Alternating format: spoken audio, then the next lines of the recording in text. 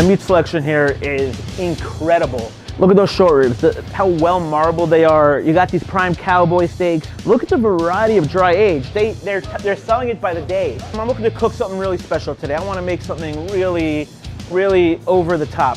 What you got for me? What would you recommend? I recommend a steak. You can never go wrong with a steak. What kind of steak would you go for? We have a whole prime steak. We have the dry aged steak, which I personally love. It's really strong in flavor. I would just want a beautiful prime dry aged steak.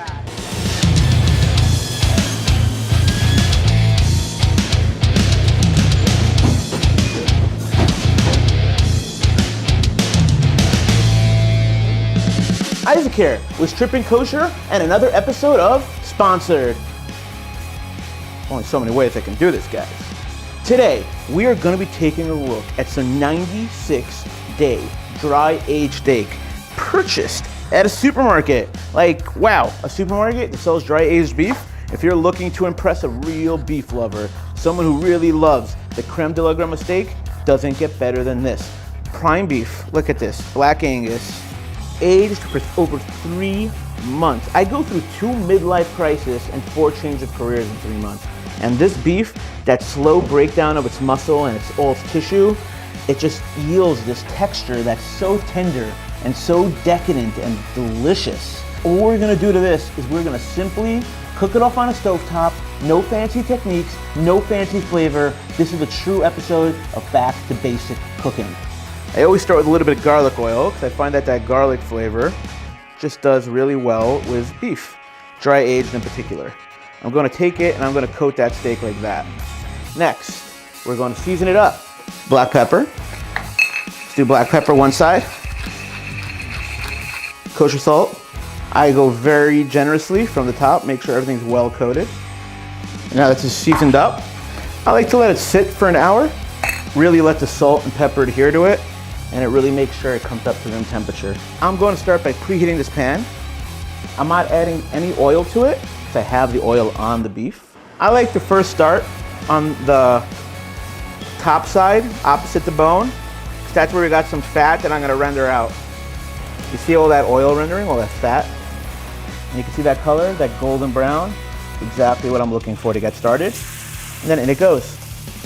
I'm just gonna let it sit there, hang out. I'm making sure that everything has contact with the pan. Wow, you can see that smoke coming out? That means we're probably getting there. Let's take a look. Let's take a look at that. Wow. Beefy. Beef. What's for dinner right there? Look at that. This is the color I want.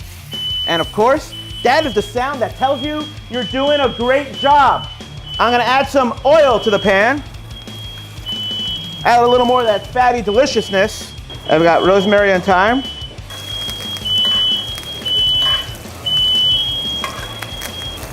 Then from here, I have all that beautiful color. It's still not fully cooked.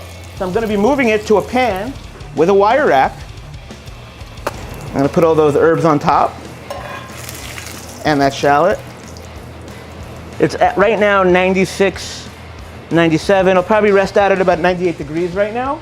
Now it's time to put these beautiful steaks into the 200-degree oven just till they come up to temperature. 11 minutes later. So we've got the steak resting here, this beautiful 96 day dry aged steak. And now that it's rested, we are going to carve this bad boy open. I mean, by the bone is always going to be a little more rare, you know, and also a little more stinky. So I like to separate it, crescent, eye. I'm gonna cut it like that. I mean, this to me looks like the perfect onion.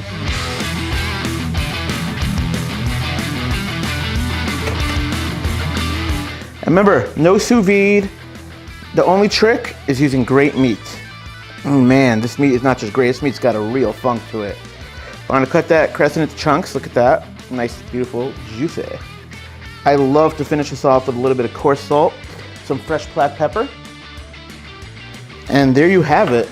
We have a 96-day dry-aged steak, cast iron cooked, perfectly rested, medium rare for you to enjoy and eat. I mean, this right here, I just did it in a home kitchen with a cast iron pan, so can you. This is Isaac with Stripping Kosher, and this has been another episode of Sponsored.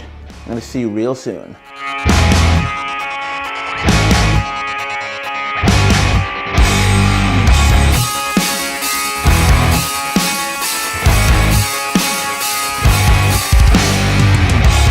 Oh,